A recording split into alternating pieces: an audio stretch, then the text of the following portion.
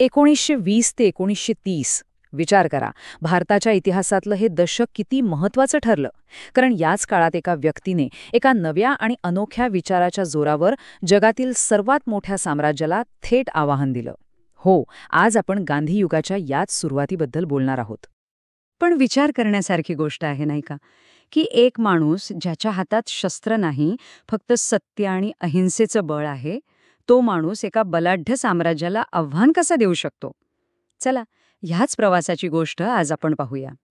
तर हा प्रवास समजून घेण्यासाठी आपण 5 महत्वाचे टप्पे बघणार आहोत.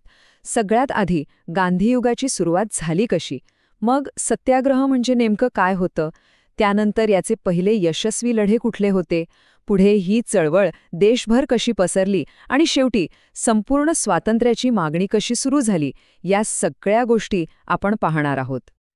ठीक आहे, तर मग सुरुवात करूया आपल्या पहिल्या टप्प्यापासून.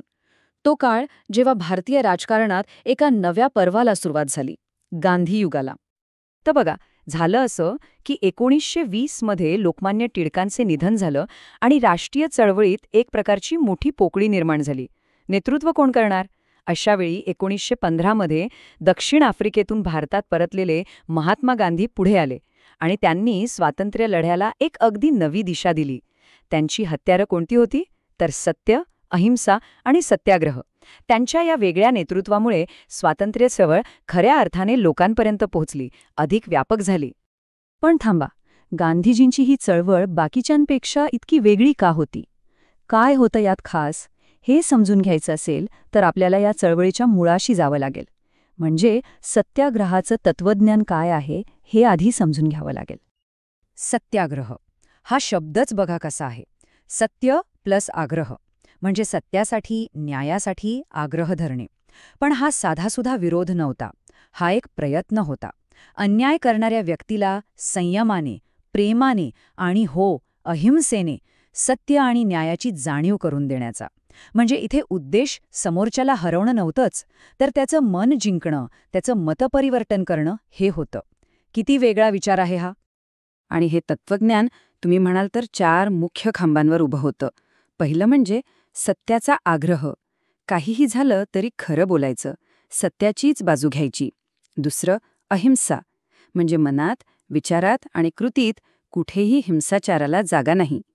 तिसरं, आणि हे खूप महत्वाचं आहे, स्वतः त्रास सहन करणे. का?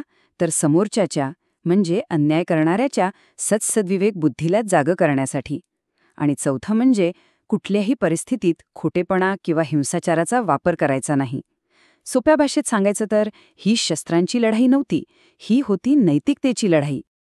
आणि हो, हे सगळं फक्त पुस्तकातल्या गोष्टी नव्हत्या. गांधीजींनी हे तत्वज्ञान खरंच प्रत्यक्षात आणलं आणि त्याचे परिणाम ते तर लगेच दिसू लागले. चला बघूया सत्याग्रहाचे काही पहिले यशस्वी प्रयोग. सुरुवात झाली 1917 मध्ये बिहारच्या चंपारण्यामधून. तिथल्या शेतकऱ्यांवर नीळ पिकवण्याची सक्ती होती, पण सत्याग्रहाच्या मार्गाने त्यांना न्याय मिळाला. मग पुढच्याच वर्षी 1918 मध्ये गुजरातच्या खेडा जिल्ह्यात दुष्काळ पडला होता. शेतकऱ्यांनी सारा माफीसाठी लढा दिला आणि ते जिंकले.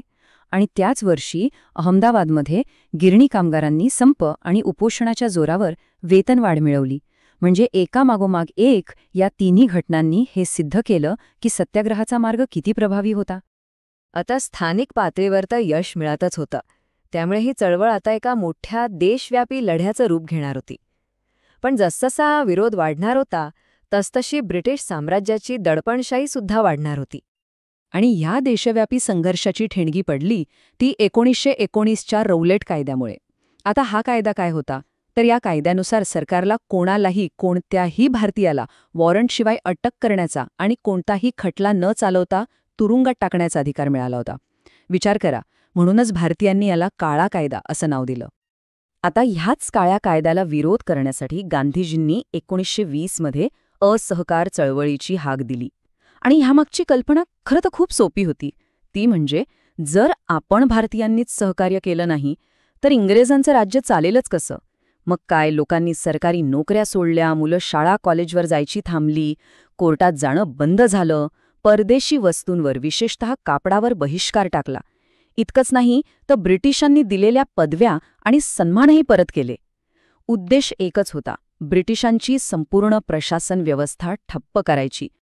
पण या शांततापूर्ण विरोधाला ब्रिटिशांनी जे उत्तर दिलं ते अत्यंत क्रूर आणि अमानुष होतं. तारीख होती 13 एप्रिल 1919 आणि ठिकाण होतं अमृतसरमधलं जालियनवाला बाग. हा दिवस भारताच्या इतिहासात कायमचा काळा दिवस म्हणून नोंदवला गेला. तिथे राऊलेट कायद्याचा निषेध करण्यासाठी एक शांततापूर्ण सभा भरली होती.